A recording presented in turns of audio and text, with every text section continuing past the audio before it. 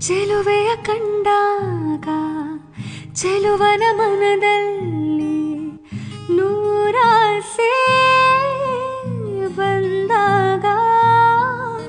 ಚೆಲುವೆಯ ಕಣ್ಣಲ್ಲಿ ಚೆಲುವನು ಮನೆ ಮಾಡಿ ಶಿಲೆಯಂತೆ ನಿಂತಾಗ